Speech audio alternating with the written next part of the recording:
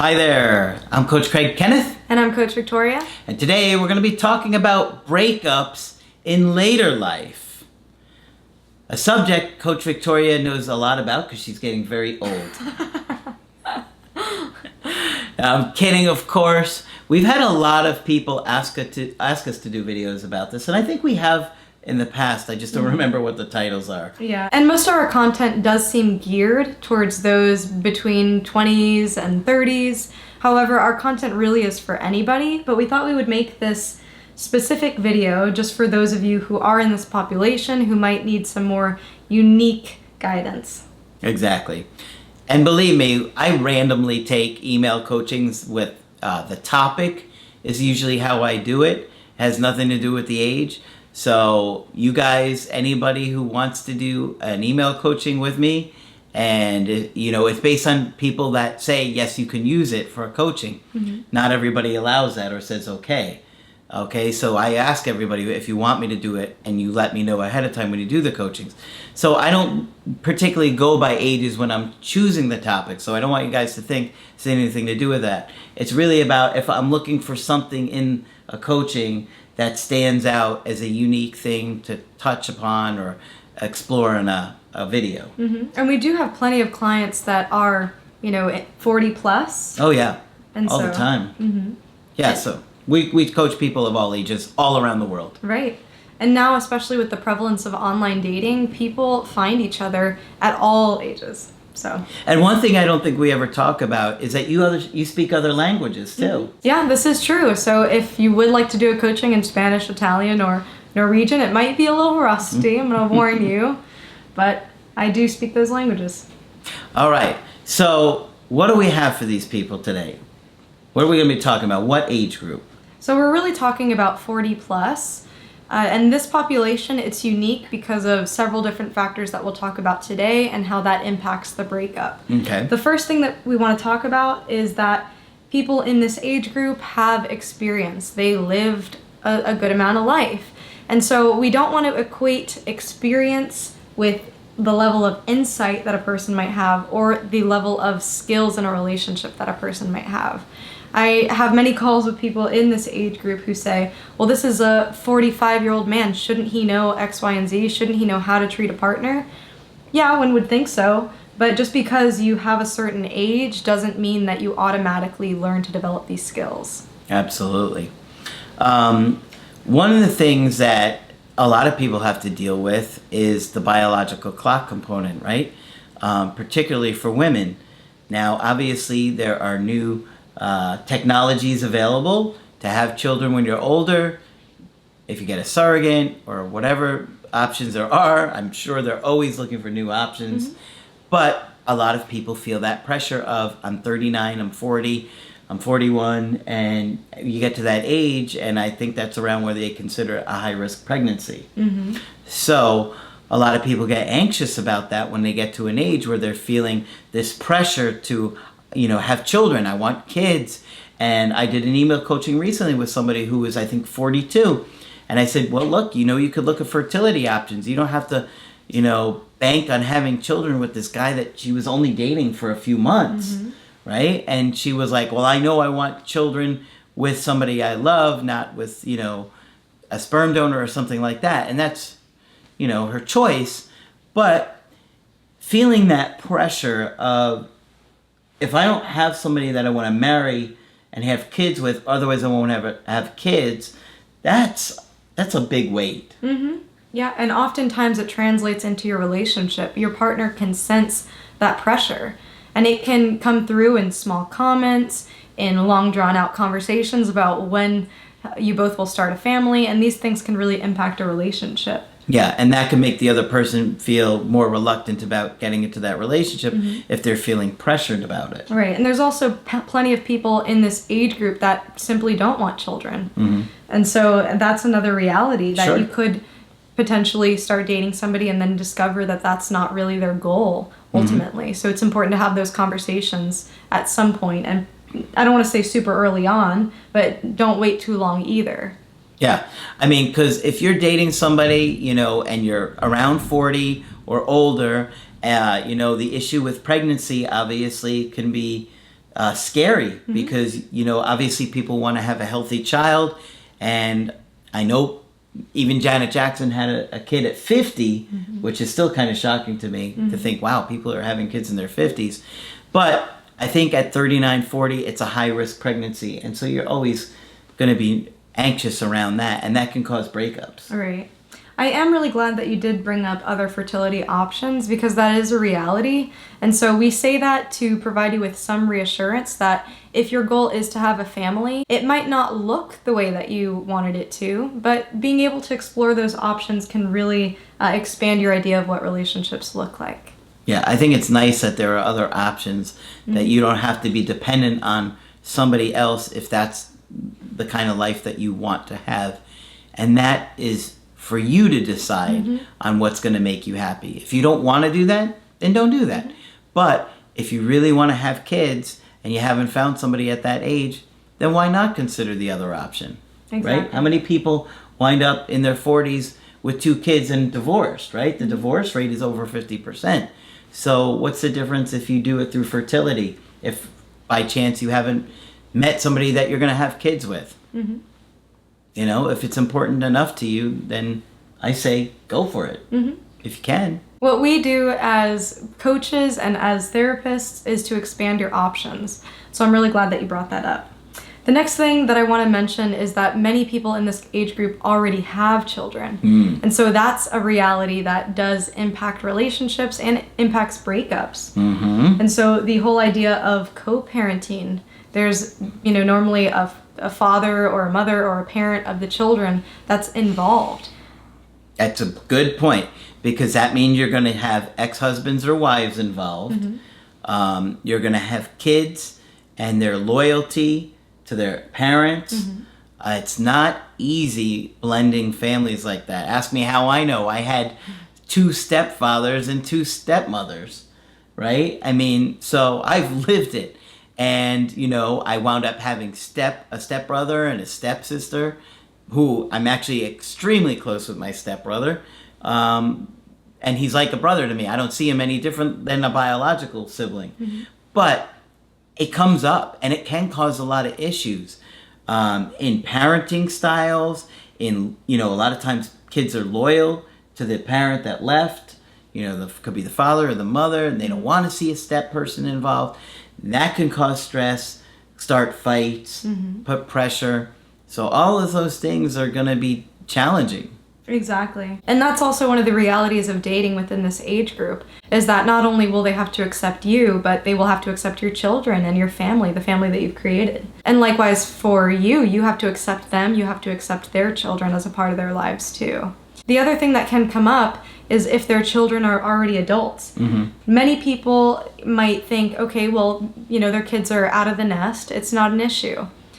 You know, it's not like they're little kids in the house that still need a lot of parenting and a lot of assistance. Yeah. But in reality, adult children can have huge influence on their parents. And depending on what their relationship looks like, a parent might depend a lot on their adult children just for daily life guidance, and might have a very close connected relationship, call them every day. Maybe their adult children make decisions for them. So you really want to look carefully at what their relationship is like with their children, even if they are adults. And another big one is the grandkids. Yes. You would be surprised how many breakups have been caused by grandkids. That the adult child is manipulative and is controlling their parents' behavior by threatening them with the grandkids or not seeing their grandkids. So things like that come up a lot more often than you realize. Yeah. Another thing that can happen in this age group is that you start to adopt these beliefs over time. And one of these very common beliefs is that all the good people are taken. Oh yeah, that comes up a lot. Let's talk about it. Well, it's true. I'm kidding. I'm kidding. It's not true. You know, because chances are there could be somebody that was a healthy partner, but in an unhealthy relationship for a long time, and their kids grew up and they just thought, I can't do this anymore. You know, this relationship has been toxic. I've tried to stay for a long time for the sake of the family and the kids, but you're not changing. And so they leave the relationship. And so a lot of healthy people will be single at some point when they are tired of an unhealthy situation. Exactly. And not to mention people who are widowed if their spouse passes away, which really could happen at any age. Yeah. You know, so just because a person is single later on in life doesn't mean that they're damaged or not able to invest as much into a relationship.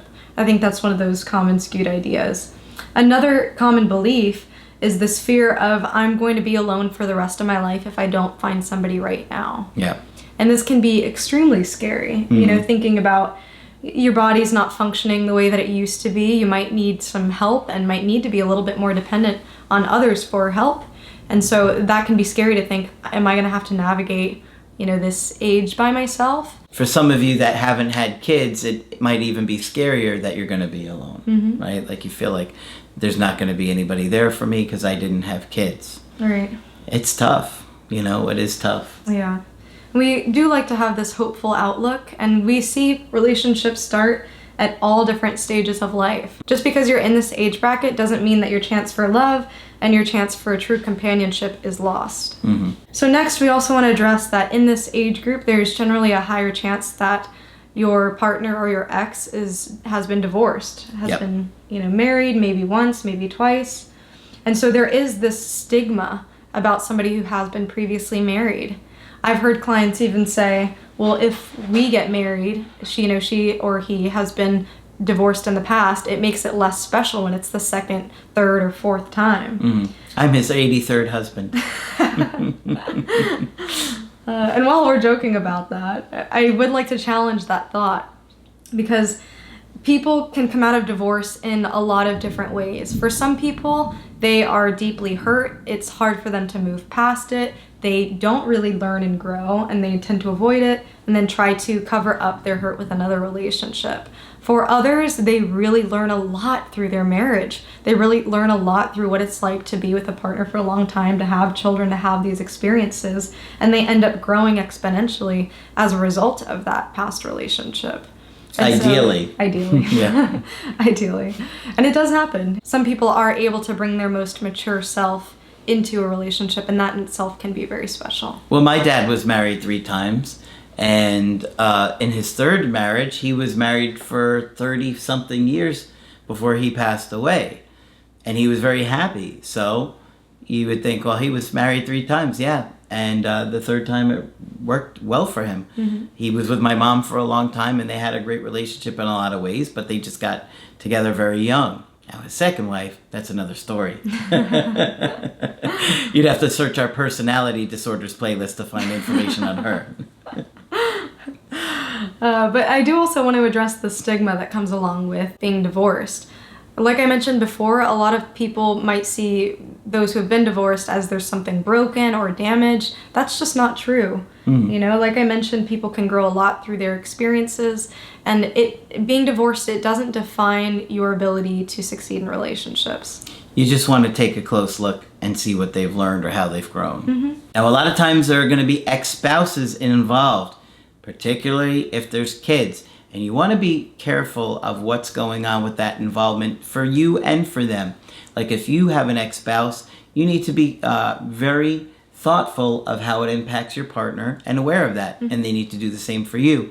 And you have to respect each other and have boundaries there. I've heard situations where exes were coming in and out of the house. Like at breakfast, at lunch, at dinner, they're just walking in and out of the house. And it was making, a lot of issues for that couple. So if there are exes involved in the picture, you got to set boundaries with them. Exactly. Another major thing that can happen in this age group is dealing with loss. So this is not only loss of friends, but also loss of family and key attachment figures. So this is really important because many people might think, okay, you're older, you're better able to deal with difficult emotions such as grief. That's not necessarily true. And for many people who have had turbulent childhoods, very dysfunctional families, having a parent or a family member pass away can re-trigger you in a lot of ways and bring up a lot of those past negative experiences. Yeah, in many ways it will, even if you had a positive impact with that person. I can tell you, my mom passed away of cancer. Every time that time of year comes around, I can feel it, right? And now my dad passed away.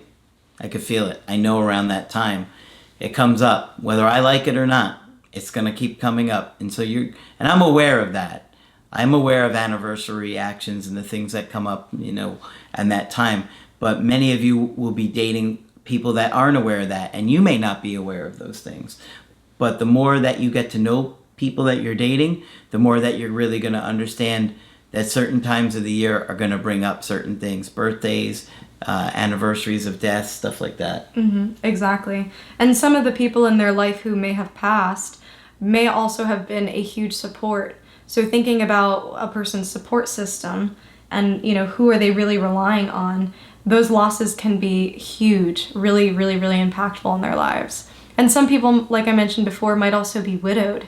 So thinking about what impact having a spouse pass away can do to somebody's ability to attach in the future. So just being aware of that. Yeah. It's tough. And you don't really realize it until you get older and you start losing people. And then it's like, well, I never really realized this was going to happen in life. And then it slowly just keeps happening to you. Grandparents, then parents, then friends. And, when you miss people and you love people, you can't help but be sad sometimes when you think about them or miss them and have it impact your mood or your mental health. And mental health is huge. Just because you are older and lived more life does not mean that you're immune to mental health issues. I think a lot of people see older people as generally wise and they have their life together. And in reality, mental disorders affect everybody indiscriminately. And if somebody is not getting the treatment that they deserve, it can impact their entire lives. So I say that because some people have dealt with lots of trauma in their childhood, in their adult life even, that they carry with them. And if they do not work on that and process that, it can really follow a person to the grave. Some of you are in such shock that you're seeing somebody of 50 years old, 60 years old, even older, still dealing with some of these trauma responses, thinking, how could they not have worked on this before? But if you avoid, and people have the capacity to do that for years, then it will still be present. Yeah. There's all kinds of things that come up when you get older in life and things change. Losing parents, family, friends, even children, right? Those things can have a big impact on somebody's ability to be mentally healthy and be in a relationship. And I think those things cause a lot of breakups. So a lot of these issues that we're talking about in this video could come up in your relationships and cause a breakup. And so the more you're aware of these things, the more likely you're going to be able to say, I know this might be a problem. I better be aware of this and do my best to try and communicate with that person. Exactly. And I do think that there is a lot of hope moving forward in the future. I don't want your fear of being alone later in life to lead you to settle or to, continue with partners who aren't right for you. You can still be selective at no matter what age you are, even if it's very scary. I really do think that you deserve to find somebody who can match your energy and who's at the same level of health as you are. But the healthier you get, the more secure you become, the more likely you're going to blow away that person when they come. You don't want to make mistakes, especially if you're already feeling like your options are limited. You really want to stay focused on the personal growth. That way, when somebody great comes along, you blow them away and they're like, wow. All right? So stay motivated. Hopefully you found this video helpful. Of course, if you want to get our help personally, you can do that on my website, askcraig.net. I do email coaching and I do Skype. And of course, Coach Victoria is now available for Skype coaching. I'm here if you'd like to talk. Just click on her name on the top of the website to schedule with her. But that's it for this video. I'm Coach Craig Kenneth. And I'm Coach Victoria. And we will talk with you soon.